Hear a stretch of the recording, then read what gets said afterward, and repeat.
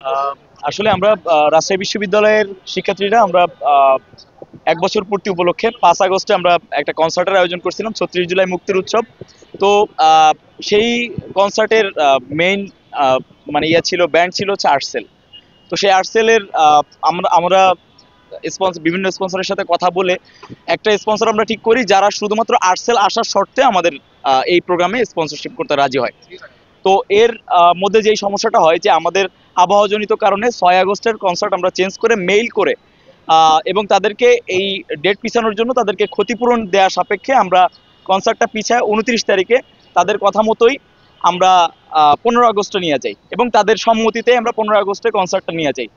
14 তারিখ পর্যন্ত আমরা তাদেরকে 5,25,000 টাকা দেই এবং আহ, মানে কনসার্ট শুরু হওয়ার ঠিক 5 থেকে 6 ঘন্টা আগে তারা আমাদেরকে বলে যে তাদেরকে নিরাপত্তা দিতে হবে, মানে তাদের প্রোটোকল মেনটেন করতে হবে। তো আমরা আর্মির সাথে কথা বলি, আমরা পুলিশ, ডিজিএফআই, সিটিএসবি, এনএসআই সবার সাথে কথা বলি এবং তারা পূর্ণ প্রোটোকল নিয়ে পরের দিন একবারে রেডি ছিল। কিন্তু হুট করে দেখি যে তারা ফেসবুকে একটা পোস্ট দিয়ে দেয় যে অনিবার্য কারণবশত তারা রাজশাহী বিশ্ববিদ্যালয়ের কনসার্টে আসবে না। তো ঠিক করে রাত 2টার সময় তাদের মনে পড়তেছে যে তারা এই কনসার্টে যাওয়া ঠিক হবে কি হবে না।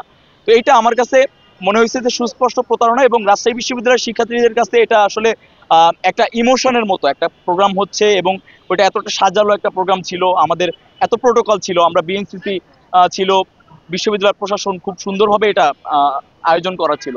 তো তারপরে আমরা আবার আরো কিছু ব্যান্ডের সাথে কথা বলে আমরা এই প্রোগ্রামটা ছোট পরিসরে আমরা এই প্রোগ্রামটা শেষ করি। কিন্তু সমস্যা যেটা দেখা যায় যে আমাদের এই যে প্রতারণাটা, এটা এটা দীর্ঘ সময় ধরে এই প্রতারণাটা কিন্তু আর্টসেল করে আসতেছে বিভিন্ন অর্গানাইজারদের সাথে।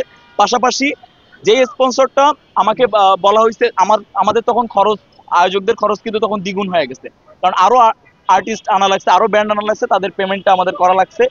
সাথে সাথে যেই আহ, মানে 8 লক্ষ টাকা টাকা আমাদের একটা স্পন্সর দেয় শুধুমাত্র আর্টসেল আসবে এই শর্তে। তো তারা যেহেতু বাণিজ্যিকভাবে তারা তাদের এখন গ্রাউন্ডটা ভ্যালিড, যে যেহেতু আর্টসেল আর্টসেল আসে নাই, তাহলে আমাদের এই 8 লাখ টাকা আমাদের ফেরত দিতে হবে।